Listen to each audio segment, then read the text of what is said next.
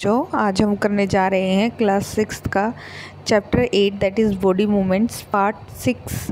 तो बच्चों अभी तक हमने डिफरेंट बोन्स के बारे में पढ़ लिया है।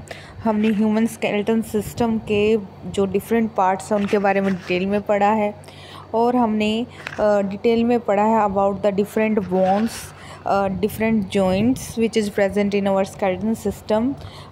We read about the skull, function of skull, and today we will start from the cartilage. तो बच्चों अभी तक हमने पढ़ा था कि बोन हमारे शरीर की सबसे हार्डेस्ट स्ट्रक्चर होती है। तो उसके अलावा शरीर में एक और स्ट्रक्चर प्रेजेंट है दैट इज़ कार्टिलेज, जो कि इतना हार्ड नहीं होता, वो सॉफ्ट होता है as compare to bones.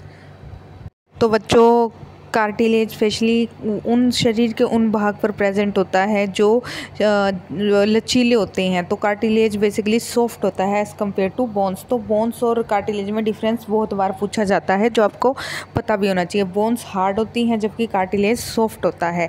Cartilage कहाँ कहाँ पर प्रेजेंट होता है? फॉर एग्जांपल कार्टिलेज आपके ईयर पिना है जो आपका बाहर की तरफ ये ईयर होता है। ये बेसिकली आप देखते हैं कि आप इसको घुमाना चाहिए या इसको बेंड करना चाहिए तो आप इसको कान को कर सकते हैं, क्योंकि यह बहुत ही लचीला होता है, क्योंकि यह किसका बना है? कार्टिलेज का। दूसरी इंपॉर्टेंट चीज़ है कि जो हमारी नोज़ है, नोज़ भी आप देख सकते हैं कि आप उसको प्रेस कर सकते हैं और वो लचीली होती है। तो थोड़ी बहुत हार्डनेस है, लेकिन हम फिर भी हम जो नाक है उसको प्रेस कर सकते हैं। तो वह किसकी बनी होती है? वह भी कार्टिलेज की बनी होती है। तो बेसिकली कार्टिलेज सॉफ्ट होते हैं as compare to bones. Feel your ear, do you find any hard bony parts that can be bent? तो आपको अगर अपने हाथ से अपने ईयर को छुएं और उसको प्रेस करें तो आपको कैसा लगेगा? आपको हल्का हार्डनेस फील होगी, लेकिन आप उसको मूव कर सकते हैं, आप उसको प्रेस कर सकते हैं। तो do you notice anything different between the ear lobe and the portion above it? तो यहाँ पर आपको फिगर 8.14 में भी दिखाया भी गया है कि upper part of ear as cartilage, जहाँ पर इस बच्चे ने पकड़ा हुआ है तो वहाँ पर आप देख सकते हैं कि क्या प्रेजेंट है? कार्टिलेज। तो जो ये ईयर है इसको बोलते हैं ईयर लोब। तो you do feel something in the upper parts of the ear that is not as soft as the ear lobe out, not as hard as a bone, isn't it? तो आप देख सकते हैं जब आप कान को पकड़ते हैं तो ये बिल्कुल ही ज़्यादा, मतलब ऐसा भी नहीं कि बिल्कुल ही सॉफ्ट है। थोड़ी बहुत आपको हार्डनेस फील होगी, लेकिन इतनी नहीं होगी जितनी बोन की वजह से होती है।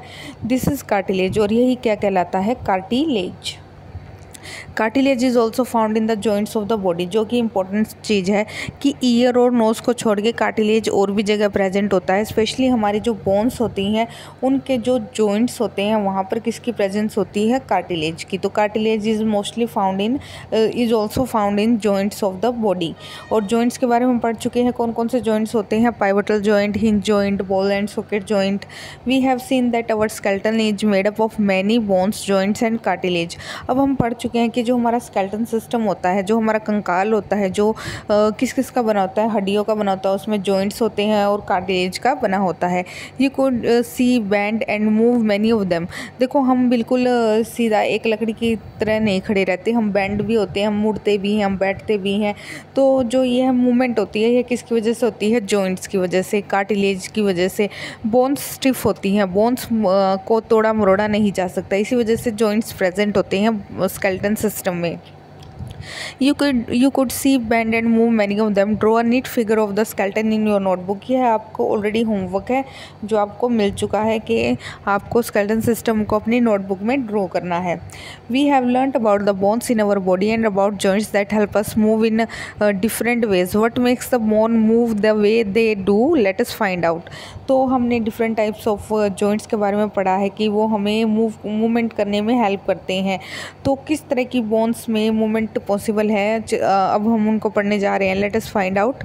Make a fist with one hand. Fist होती है मुट्ठी बंद करना। आप अपनी एक हाथ की मुट्ठी को बंद करिए। Bend your arm at the elbow and touch your shoulder with the thumb. आपने अपने जो आर्म की एल्बो कोहनी होती है उसे बेंड करना है और अपने शोल्डर को टच करना है with the help of thumb, अंगूठे की सहायता से। Do you see any change in your upper arm? तो आपको अपनी जो ऊपर वाली भुजा है उसमें कुछ चेंज नज़र आ रहा है? तो मैं आपको बता देती हूँ, जो ये हमारी आर्म होती है, इसको बोलते हैं, जो अपर वाला भाग होता है इसे अपर आर्म बोलते हैं, और नीचे वाले भाग को फोर आर्म कहते हैं। तो नीचे वाले जो भुजा होती है उसे फोर आर्म, और अपर वाले को अपर आर्म। तो आप देख सकते हैं यहाँ पर आपने क्या किया, आपने यहाँ हम पढ़ चुके हैं ऑलरेडी, इस हड्डी को हम ह्यूमरस कहते हैं, इस हड्डी को अल्ना, और जो अंगूठे की साइड वाली हड्डी होती है उसे रेडियस कहा जाता है। ठीक है, यह मैं ऑलरेडी आपको बता चुकी हूँ। तो देखो, अगर यह हड्डी सीधी अगर इस तरीके से होती, क्या इसमें बेंड हो पाता? ये हमारी बाजू बिल्कुल भी नहीं हो पाता। तो यहाँ पर आप देख सकते हैं जो अपनी कोहनी है, यहाँ पर एक जॉइंट होता है जिसकी वजह से हमारे क्या होता है कि एल्बो बेंड हो जाती है। और ये किस तरह का जॉइंट होता है आप इसको ऑब्जर्व कर सकते हैं, जैसे दरवाज़ा खुलता है अंदर बाहर, तो यह मूवमेंट सिर्फ आगे और बिल्कुल आगे की तरफ हो सकती है। तो क्या इसको हम पीछे की तरफ मोड़ सकते हैं? नहीं मोड़ सकते। तो एक तरह से यह है हमारी जो जॉइंट है, यह हमें फॉरवर्ड मूवमेंट करने में हेल्प करता है। Touch it with the other hand, do you feel a swollen region inside your arm? तो आपको अपनी जो दूसरे हाथ से अपनी बाजू को छूना है, तो आपको कुछ उभरा हुआ फील होता है। This is muscle. तो यह क्या है? मसल होती है मांसपेशी। The muscle burst due to contraction, it become smaller in length. तो जैसे अब यहाँ पर आपने देखा है कि जैसे बॉडी बिल्डर भी क्या करते हैं, यहाँ से अपने जो बाइसेप को दिखाते हैं, उनके बाइसेप बहुत ज़्यादा बड़े होते हैं as compare to normal human being. तो जो मसल का साइज़ है वो भी क्या है? बड़ा है। यहाँ पे मसल्स, बेसिकली आपको मसल्स के बारे में बताया जा रहा है, मांसपेशियों के बारे में। ठीक है, the muscle burst due to contraction. और मसल बाहर की तरफ क्यों भर आती है? क्योंकि उनमें कॉन्ट्रैक्शन होती है। वो it become smaller in length कम हो जाती है और उसकी मोटाई बढ़ जाती है। ठीक है, now bring your arm back to its normal position. अब आप हाथ को सीधा कर लें तो आपकी जो मसल्स हैं फिर से नॉर्मल पोजीशन में आ जाएंगी। तो now bring your arm back to its normal position, what happen to the muscles? तो मसल्स के साथ हुआ क्या?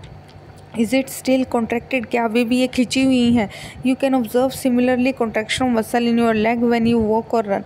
इसी तरह से आप अपनी मसल्स जो लेग में प्रेजेंट है उनको भी ऑब्जर्व कर सकते हैं कि ये खिंची होती हैं नहीं। जब आप चलते हैं तो इनमें कॉन्ट्रैक्शन होता है, अदरवाइज़ ये नॉर्मल पोजीशन में प्रेजेंट होती हैं। When contracted the muscle become shorter, stiffer and thicker, it pulls the bone. तो आप इमेजिन करें जैसे ये आपके हाथ की मसल है, अभी क्या है, ये रिलैक्सिंग मोड में है, लंबी है, और जैसे ही आप इसको मोड़ेंगे हाथ को तो क्या होगा? तो यह उभर जाएगी बाहर की तरफ, बल्जिंग आउट, मतलब बाहर की तरफ निकल आएगी, लेकिन इसकी लेंथ कम हो जाएगी और चौड़ाई ज़्यादा हो जाएगी। तो इस तरह से आपको बताया गया, इसे हम कॉन्ट्रैक्शन कहते हैं। The other muscle of pair relaxes, muscle work in pairs, when one of them contract the bone is pulled in that direction, the other muscle of the pair relaxes. To move the bone in opposite direction, the relaxed muscle contract to pull the bone toward its original position while the first relaxes.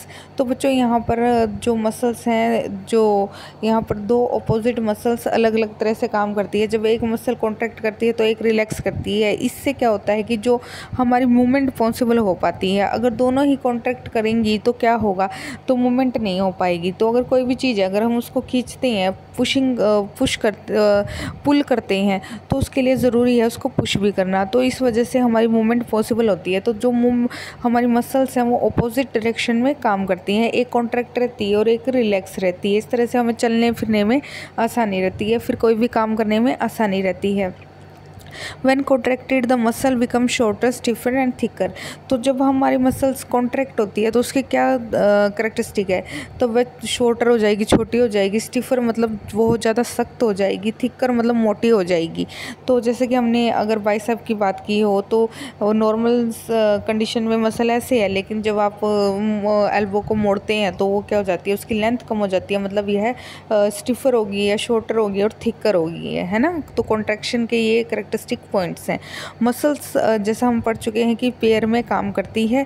अगर एक muscle contact करती है तो एक relax करती है, इस तरह से मूवमेंट होती है, अदरवाइज मूवमेंट नहीं होगी।